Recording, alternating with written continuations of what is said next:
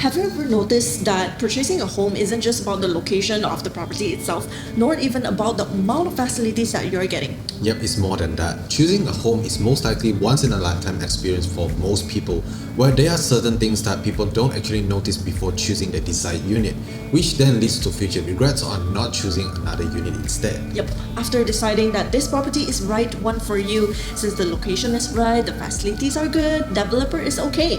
Next, the salesperson will actually ask you, do you prefer a higher floor or a lower floor? Or maybe they will ask you like, what's your preferred number so you can choose this nice unit number? Well, there are actually more elements that you should look into, not just randomly choosing a unit number based on like the three number that or you whatever. like. Yeah, so that's why in today's video, we are going to share with you a few tips that we usually use to guide our clients to choose their desired unit.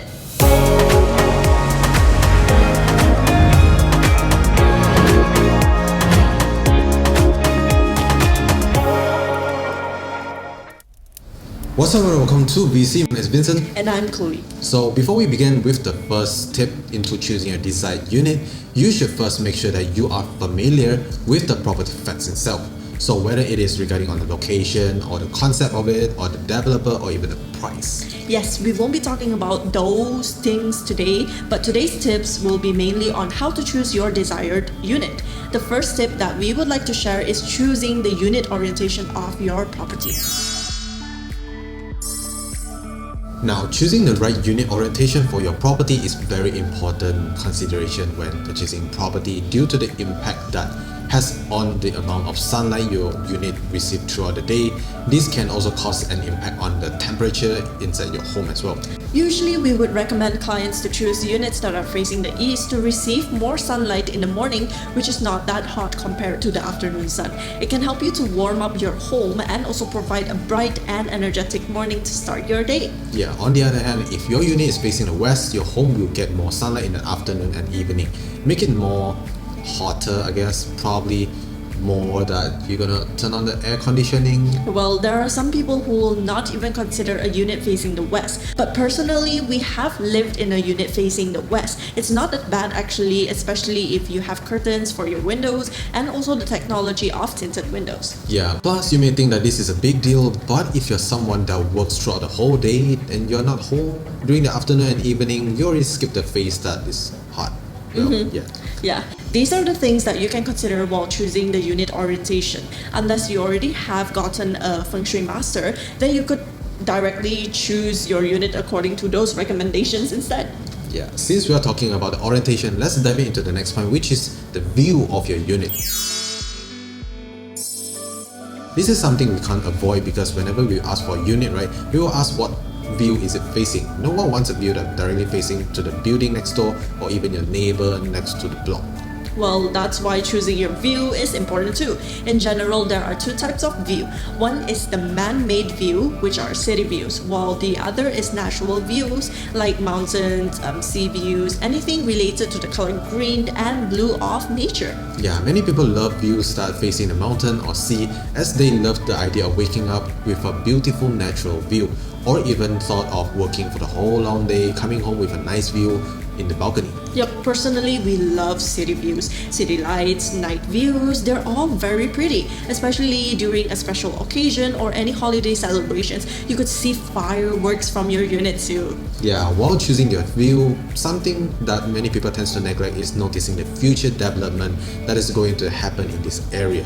But these future development aren't promised, so which means the sales agent cannot promise nor tell you anything regarding that the empty plot, whatever going to do with that. Yeah, what we're trying to say here is you could actually ask if the salesperson knows anything about the empty land, what they are planning to build. Let's say after asking, you know that they are building a shopping mall. So instead of purchasing lower floors that are most likely going to be blocked by future developments, choosing a higher floor could actually help you avoid your view being blocked. Yep, in the end of the day, it's your personal preference of what you want, right? We do have customers who don't really care about their living room is facing whatever view it is, yet they want to make sure that the bedroom is facing the view of the city. So they would want to enjoy the view before bed and after they wake up from bed. Now, the third tip would be avoid choosing units that are below break time rules. To those who don't really understand this, let's make it a little simple for you to understand. Usually in a condo, they have water tanks, but if a high-rise property is too tall, it doesn't make sense for the water tanks to be at level 1 to provide water all the way up to level 40. So they have a break tank in the middle somewhere, or even the highest floor to provide good water pressure and supply to the residents. Yep, we are not saying you can't exactly purchase a unit right below the break tank, but it kind of depends on the developer as well. So if you're familiar with the developer's workmanship, then already know their quality is good, no previous residents talking about a big leakage issue, then it should be fine. What we usually recommend our clients to ask is if the floor below the break tanks has a double slab between two floors. If yes, then you know that they put extra measures into the workmanship itself. Usually, it is not about the break tank room being noisy, it's just to avoid leakage issues. But if the developer that you are purchasing from is trustworthy, then it's fine to do so. Some of our clients ask if it's fine to purchase a unit next to the M&E room or below it. For us personally, we're kind of okay with that. Yep, speaking about break tanks rooms, let's also talk about chamber rooms, the place where we throw trash. Yep, not saying that you can't live opposite the chamber room, right? Or even next to it. Because in fact, we kind of having it too right now. What we would recommend to make sure that is there are at least 2 doors going into the chamber room. This is to avoid the smell from the trash and also small insects from the trash. Not to mention cockroaches, but the smell is already an issue. You wouldn't want to smell trash while you're coming home from work. So having at least 2 doors going into the chamber room can help you avoid the smell of the trash. Yeah, even if this close, we don't really smell it, right? Yeah. Yeah, that's fine, at least 2-3 doors. So other than that, we do find living close to the chamber room is very convenient, like seriously, especially during evening or night when you need to take the trash out instead of going all the way to the end of the tunnel. Totally. It's tiring. Well, you can reach there quickly. Same goes with living close to the lift lobby. Some people may subconsciously think that living close to the lift, you'll always hear like ding, ding, ding. But it also depends on the workmanship of the developer as well. Yeah, this also leads to our next point, which is the privacy. There's always a norm that people want to choose the corner unit in a building for more privacy. But I would say this doesn't work for everyone, as some people prioritize convenience in reaching the lift faster.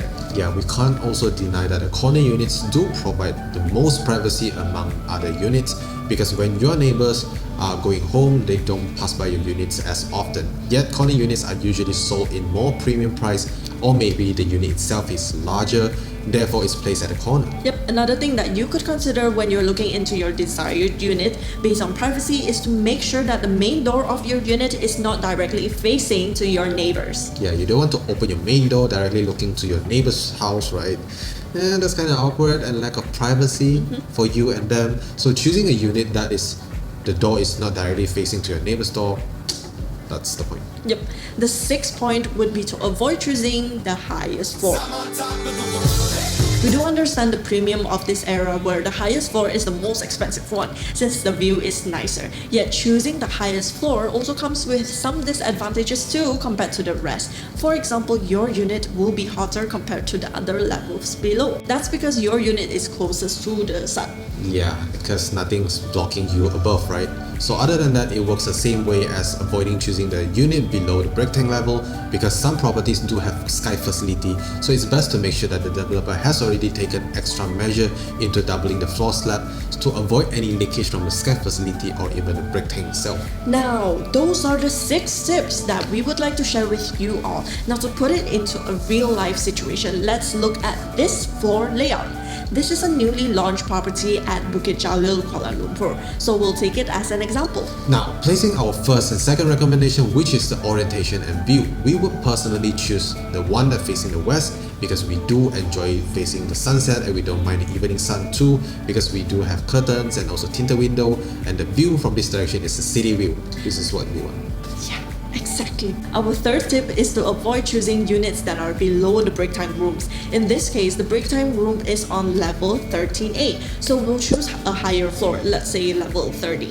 Yeah, next we would personally choose a unit that is closer to the chamber since the property has 3 doors going into the chamber room to provide us with the convenience in taking the trash daily. So leaving us with the unit 1, 2, 3. Taking into the next consideration, we would choose a unit that is not directly facing the lift, since we would want more privacy instead of having everyone that is coming out of the lift being able to look into our units. Yep, and with the last consideration, which is the privacy, since the developer built this layout with the maximum privacy where you open your main door, it's not directly facing and looking into a neighbor's unit. The ultimate privacy would be the corner unit, leaving us with the unit number 1. Now that's how you can place our considerations into choosing your desired unit in a property. Nevertheless, to be able to choose a unit this way, you would most likely need to choose it in a new development project, so you're not only able to choose your favorite number, favorite floor, but also according to all of the considerations that we provided. Yeah, if you do notice, right, we didn't actually mention anything regarding on choosing the unit layout itself. But we're going to talk about that in the next video, so make sure you subscribe. Yep, so that's all from us today, and thank you for watching. If you want to understand how to purchase your first investment property, you can watch this video right there. And if you're still new into purchasing your home for the first time in Malaysia, you can watch this video right here where we talked about the step-by-step process of purchasing a home. And we will see you in the next video. Ciao!